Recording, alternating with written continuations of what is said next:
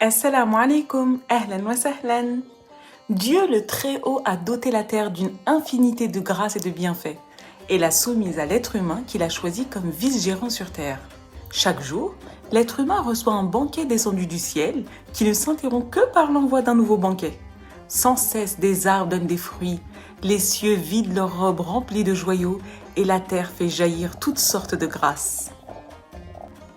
Dans le Coran, il est dit « Il vous a accordé de tout ce que vous lui avez demandé, et si vous comptiez les bienfaits de Dieu, vous ne sauriez les dénombrer. » La terre et les cieux ont été soumis à la domination humaine.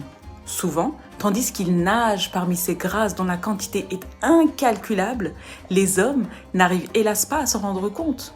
Ils sont ces poissons qui nagent dans la mer sans voir la mer.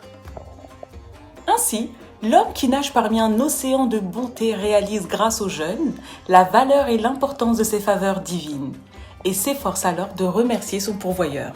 Le jeûne révèle la valeur des grâces de Dieu. Nous allons maintenant écouter le verset du jour.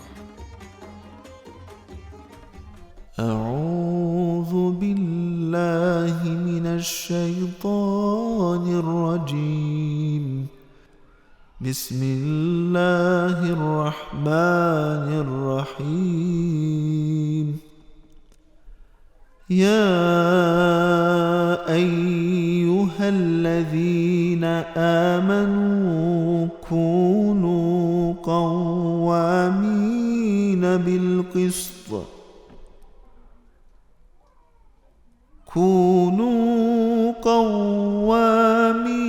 بالقسط شهداء لله ولو على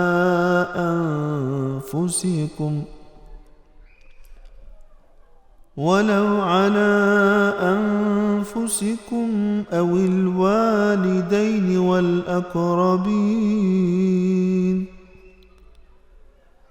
إن يكن غنيا أو فقيرا فالله أولى بهما فلا تتبعوا الهوى أن تعدلوا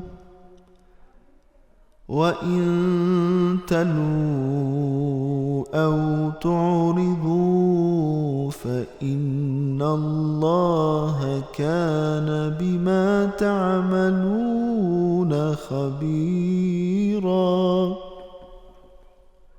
صدق الله العظيم. Ô vous qui croyez, observez la stricte vérité quand vous témoignez devant Dieu, fût-ce contre vous-même, vos parents ou vos proches. Que ce témoignage concerne un riche ou un pauvre, Dieu porte plus d'intérêt à l'un et à l'autre que vous-même.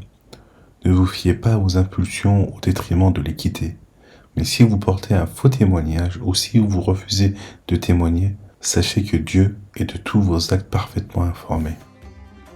Sadaqallahu al-Azim. Le jeûne est le plus bel acte d'adoration qui met en exergue le sentiment de constance et de loyauté. Car le jeûne est un pacte entre Dieu et son serviteur. Le serviteur va abandonner certaines choses pendant des durées déterminées et montrera ainsi qu'il est fidèle à son engagement. En même temps, grâce à son jeûne, l'être humain développera le sentiment de loyauté qui deviendra une seconde nature pour lui, Inch'Allah. Celui qui atteint ce niveau sera un modèle de loyauté dans la vie sociale et cette qualité lui apportera le bonheur dans les deux mondes. Nous allons maintenant passer à notre assise spirituelle. Alors, comme nous le disions lors de la première partie, la compassion est un élément essentiel de la reconnaissance que l'on doit avoir vis-à-vis de notre Créateur. Mais comment cela va se faire ? Comment nous allons réussir à sentir cette compassion dans notre cœur et au plus profond de notre âme ? En fait, quelle que soit la situation de chaque individu, peut trouver quelqu'un de plus pauvre que lui. Donc, quelle que soit la situation, chaque individu peut trouver quelqu'un de plus pauvre que lui. Et lorsqu'il le trouve, il se doit d'être compatissant envers lui. Rappelons-nous encore une fois d'une des paroles de notre prophète, paix et bénédiction sur lui, où il nous dit « Regardez ceux qui sont au-dessous de vous et ne regardez pas ceux qui sont au-dessus de vous, ceci afin que vous ne minimisiez pas les bienfaits d'Allah sur vous. » Donc d'après certains spécialistes, le fait de regarder une personne qui est au-dessus, socialement et économiquement parlant, qui a plus de richesse d'ici-bas, va pousser notre nafs, notre moi intérieur, notre ego à demander la même chose, et on va aussi de la même façon minimiser les bienfaits qu'on possède déjà. Reprenons la lecture pour voir comment Saïd Nursi continue à argumenter justement le rôle du jeûne et son effet sur le nafs. S'il n'a pas été contraint de subir la faim, il serait incapable par la compassion de donner l'aide qu'il est obligé d'offrir. Et même s'il en était capable, ce ne serait pas suffisant, car il n'aurait pas vraiment éprouvé l'état de la faim par lui-même. En fait, nous devons trouver un chemin qui nous permet de ressentir justement ça, au plus profond de nous-mêmes, au plus profond de notre nafs, de notre ego, de notre nous intérieur. Dieu nous éprouve avec la pauvreté, la richesse, mais il nous demande aussi de donner une partie de notre richesse. Donc en fait, le riche est aussi éprouvé par sa situation. Mais si justement le riche ne ressent pas le besoin, ne ressent pas la faim, comment va-t-il ressentir ce que le pauvre ressent? Comment il va développer en lui ce sentiment de compassion? Il ne pourra pas. Il y a encore ici une sagesse du jeûne du mois de Ramadan qui nous permet justement de ressentir au plus profond de nous et de prendre conscience de la faim du nécessiteux. De prendre conscience et de savoir ce que c'est un bout de pain et de savoir ce que le pauvre ressent quand il mange ce bout de pain. Le Ramadan va nous apporter cette voie et va nous permettre de ressentir ce besoin chez les autres, développer en nous ce sentiment de compassion qui est nécessaire aux riches pour qu'ils puissent justement répondre à l'ordre divin. Il ne faut pas oublier qu'il doit partager sa richesse parce que le nécessiteux et le pauvre ont un droit sur cette richesse que Dieu lui a donnée. Rappelons-nous encore une fois l'ordre de Dieu. Qu'est-ce qu'il nous disait dans le verset 19 de la sourate 51 ? Et dans leurs biens, il y avait un droit aux mendiants et aux déshérités. Donc l'obligation de jeûner durant ce mois est une voie qui va permettre à l'humain de trouver le chemin de la compassion, va lui permettre de comprendre ses semblables qui sont dans une situation plus difficile que lui. Alors là, il va sentir le besoin de partager sa richesse. Et de la même façon, il va obéir à la demande de Dieu. Donc le jeûne permet à ces différentes catégories sociales, à ces différentes personnes, de répondre à l'ordre divin. C'est un moyen pour les riches de répondre à la demande de Dieu, celui du partage. Et enfin, encore une des sagesses du jeûne est de faire ressentir au plus profond de notre nefs, nous avons dit, la faim, de prendre conscience et de lui faire ressentir entièrement ce qu'est un bout de pain, ce qui est un peu d'eau, et justement développer ce sentiment de compassion. La réponse à toutes ces questions que nous nous sommes posées durant cette lecture de cette sagesse, en fait, la finalité de cette réflexion est possible que par le jeûne, comme nous l'explique Saïd Nursi. À partir de cette pratique, de ces habitudes d'entraide, d'aumône, elles vont s'intensifier au sein de la société. Le jeûne va permettre d'intensifier ces habitudes d'entraide et d'aumône au sein de la société.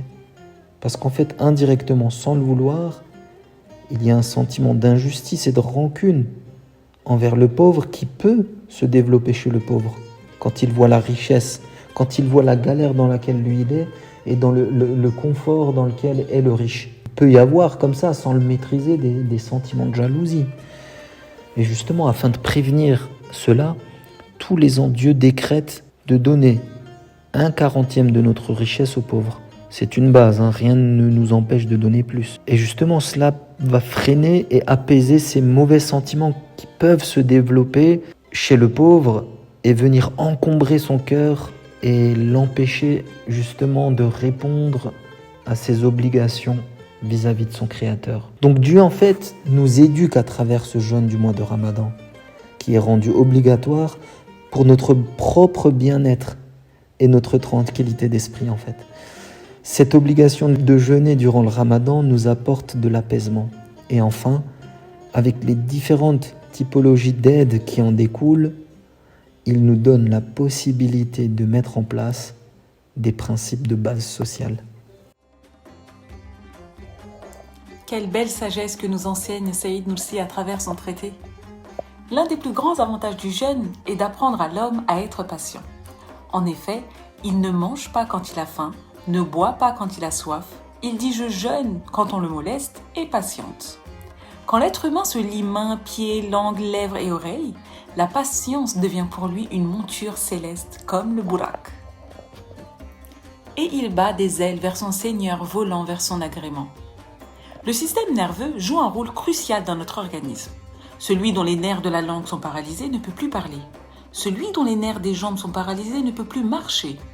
Notre vie est plus ou moins en danger selon l'ampleur du dysfonctionnement nerveux.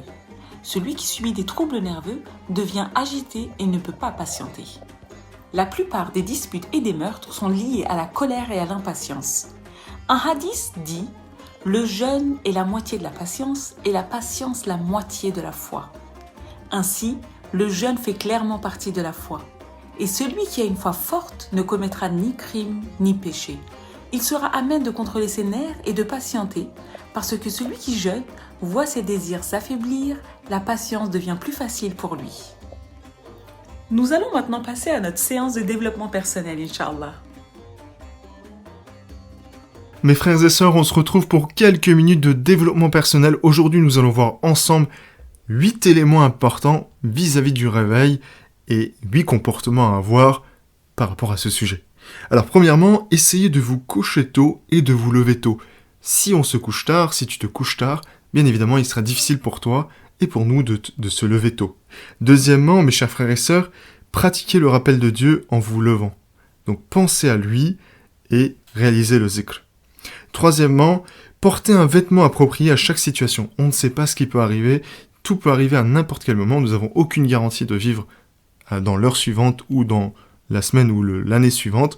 Donc soyez prêts à n'importe quelle situation, et il peut y avoir bien évidemment d'autres situations personnelles, familiales et toute autre situation. Donc portons des vêtements appropriés vis-à-vis du matin. Quatrièmement, faites vos ablutions et accomplissez la prière de l'aube dès votre lever. C'est l'une des prières les plus importantes. Toutes les prières sont importantes. La prière de l'aube est très très importante. Cinquièmement, mangez des choses permises que Dieu fournit en abondance. Donc, bien évidemment, il y a plein d'aliments qu'on peut consommer, mais il y a des aliments et des produits que Allah Ta'ala nous a fournis en abondance. Donc, il est préférable de les consommer. Et si il y a ce conseil-là, c'est qu'il y a bien évidemment une raison. Sixièmement, ayez une totale confiance en Dieu. Si on a une totale confiance en Dieu et une foi solide, on peut défier n'importe quoi et n'importe qui. Donc ça, c'est un élément également très très important. Septième élément et septième comportement à avoir vis-à-vis du matin et vis-à-vis de ce qu'on fait dans nos journées. Remerciez Dieu pour les bénédictions qu'il répand sur vous et sur nous. Donc soyons reconnaissants, mes chers frères et sœurs. Peut-être que nous ne le faisons pas assez, mais profitons de ce rappel-là pour le faire, Inch'Allah. Huitièmement, mes chers frères et sœurs, et dernier élément important vis-à-vis du comportement à avoir au réveil, gagnez votre vie avec droiture, sans tromper les autres, par exemple. Donc ça, c'est quelque chose qu'il faut faire tous les jours, non pas que les matins, mais tous les jours, mes chers frères et sœurs. Prenons ces 8 éléments, Inch'Allah, dans notre vie quotidienne, et j'espère en tout cas que ça sera bénéfique pour vous. Je vous dis à très bientôt. Prenez soin de vous. L'homme est véritablement humain, non pas dans l'aspect mortel et matériel de son existence, mais plutôt dans l'attirance de son esprit pour l'éternité et dans ses efforts pour la trouver. C'est pour cette raison que ceux qui négligent leur aspect spirituel inné et se concentrent uniquement sur leur aspect physique ne trouveront jamais la paix et le contentement. Nous allons maintenant écouter notre hadith du jour.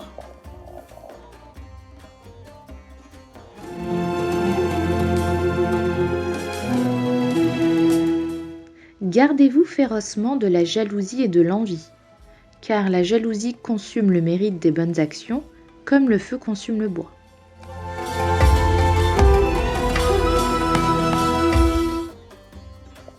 La jalousie et l'envie sont les émotions les plus destructrices qu'un homme peut avoir envers son prochain. Il lui fait souhaiter du mal aux autres et il est heureux quand le malheur leur arrive. Le prophète sallallahu alayhi wa sallam nous a mis en garde contre ce sentiment en le comparant au feu qui brûle complètement le bois. Ce sentiment, qu'on appelle aussi hasad, peut entraîner l'individu à penser que Dieu n'a pas été juste avec lui et oublie toute la miséricorde et les bénédictions que Dieu a fait descendre sur lui. En effet, Allah, par sa sagesse absolue, a donné à certains plus de richesses, a donné l'intelligence, la beauté, la force, les enfants, etc. qu'à d'autres. Le croyant musulman devrait se contenter de ce que Allah a destiné pour lui. N'oublions pas que les faveurs d'Allah dans le monde sont une épreuve. Et plus on a de faveurs, plus on est éprouvé. Il faut savoir que pour Allah, les biens matériels de cette vie ne rendent pas un être supérieur à un autre. La vraie supériorité se trouve dans la foi en Dieu. C'est pourquoi, dans le domaine spirituel, nous devons regarder celui qui nous est supérieur, car il nous encourage à être plus pieux. Si les pensées de hasad, de jalousie et d'envie traversent notre esprit, nous devons chercher refuge auprès d'Allah subhanahu wa ta'ala contre Shaitan et nous occuper pour dissiper nos pensées. Profitons de ce mois sacré pour implorer Allah Azza wa Jal et donnons la sadaqa afin de purifier nos cœurs, Inch'Allah. Nous allons maintenant écouter Al-Jawshan Al-Kabir.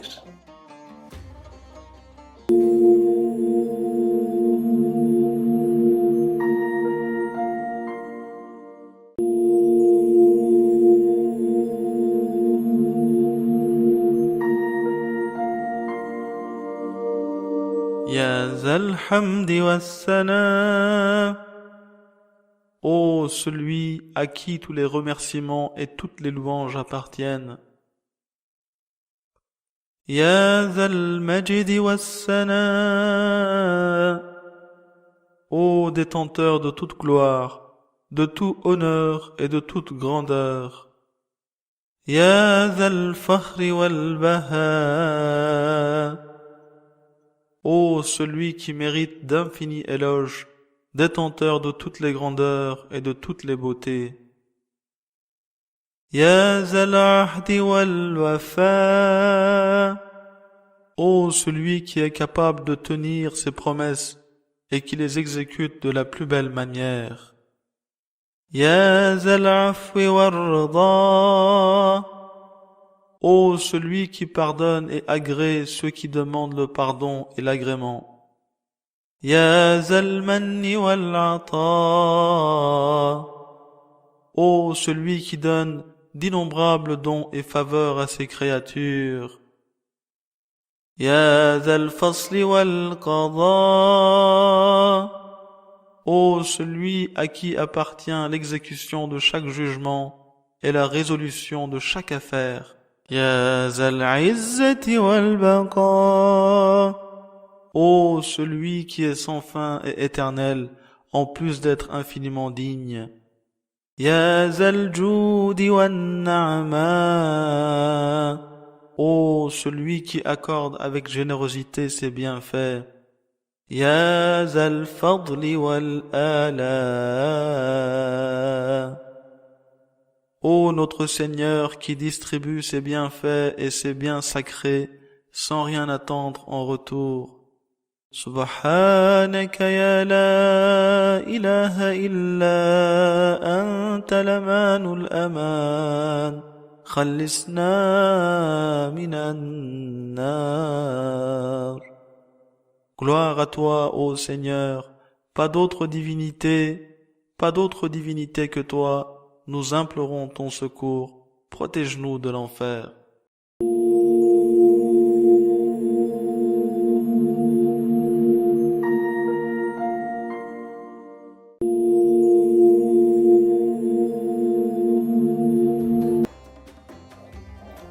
L'adoration signifie sincèrement reconnaître que l'on est un serviteur et que l'adoration est uniquement et véritablement vouée à Allah Azza wa Jal.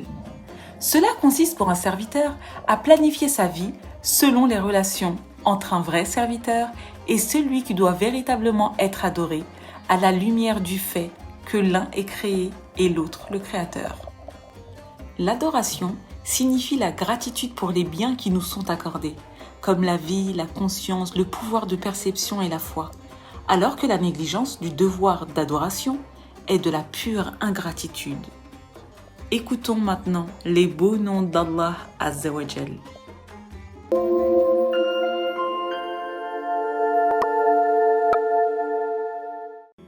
يا جميل يا الله يا قريب يا الله يا مجيب يا الله يا حبيب يا الله يا رؤوف يا الله يا عطوف يا الله يا معروف يا الله يا لطيف يا الله يا عظيم يا الله يا حنان يا الله يا منان يا الله يا ديان يا الله يا سبحان يا الله يا أمان يا الله يا برهان يا الله يا سلطان يا الله يا مستعان يا الله يا محسن يا الله يا متعالي يا الله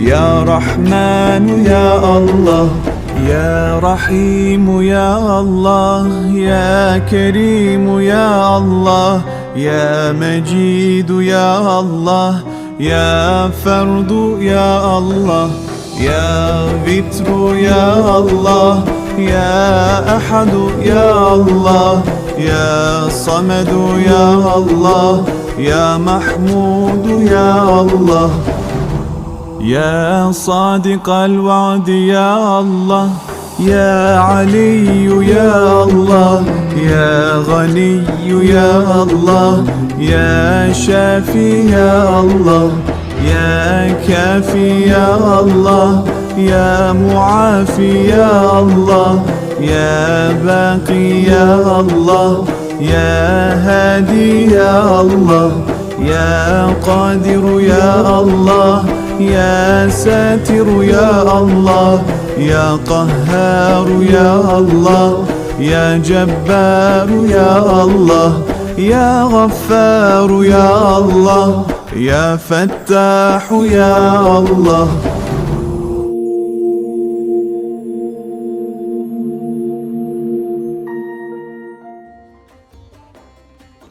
Une personne raisonnable n'est pas celle qui prétend être infaillible et qui par conséquent est indifférente aux idées des autres.